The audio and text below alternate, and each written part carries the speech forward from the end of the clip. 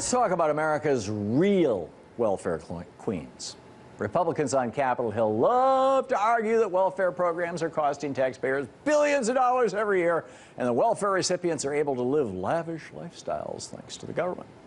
But in reality, all of the welfare that the U.S. government provides to real live human beings is just a drop in the ocean compared to the billions and billions, the trillions, frankly, that the government hands out to corporations and big business. Each year, the average American family forks over $6,000 to corporations in the form of taxpayer subsidies. Of that $6,000, $870 goes to direct subsidies, like as in a check given to corporations, including the big oil corporations that are polluting our planet and fueling climate change. Oil Change International estimates that the U.S. government hands over as much as $52 billion in corporate welfare every year to big oil. It's $52 billion. It's allowing oil, gas, and coal companies to continue polluting our skies and destroying our environment. And under current law, this massive lifeline to big oil is expected to cost taxpayers more than $100 billion over the next decade. Fortunately, Senator Bernie Sanders and Congressman Keith Ellison are trying to dry up big oil's bottomless well. The two lawmakers have introduced a bill. It's called the End Polluter Welfare Act of 2013 that would end the tax loopholes and corporate subsidies that are supporting big oil and that are costing American taxpayers billions every year.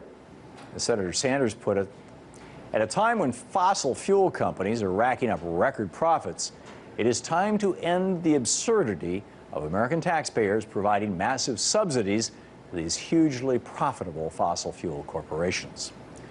While the billions we hand out to big oil corporations each year are an outrage, corporate welfare doesn't stop there. There are many indirect but just as costly forms of corporate welfare as well. Take Walmart, for example. America's largest retailer makes nearly $35,000 in profit every minute.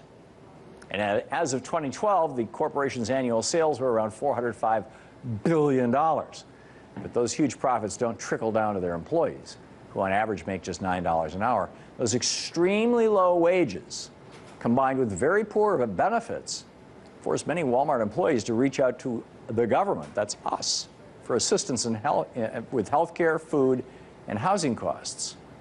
A report released earlier this year by Congressional Democrats found that Walmart's low wages and poor benefits cost American taxpayers between $900,000 and $1.75 million per store.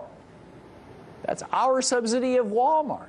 Well, that doesn't fall under the category of an official corporate subsidy or tax break. It's still millions in corporate welfare that American taxpayers are being forced to hand over. And then there's the case of Boeing.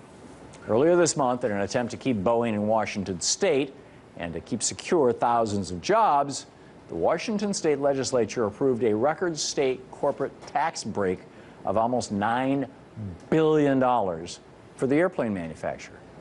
That's $9 billion that doesn't go to fund state infrastructure or education or essential social services. Every year, corporate tax breaks like the one being handed out to Boeing take billions of dollars away from American taxpayers and from the government programs, resources, and the systems that taxpayers rely on. From billion-dollar tax breaks for Boeing to massive subsidies for big oil, it's pretty clear who the real welfare queens are in America. Republicans on Capitol Hill argue that we can't afford to keep funding the welfare programs that provide a lifeline to the poorest and most vulnerable individual Americans. But what we really can't afford is doling out billions each year to corporations that don't need another penny. If we're serious about ending welfare, let's begin with corporate welfare and use those billions of dollars for things that really matter, like education, healthcare, transportation, and helping out the most vulnerable Americans. Call your member of Congress and tell them to support the End Polluter Welfare Act of 2013 and to cut off the taxpayer-funded lifeline to corporate America once and for all.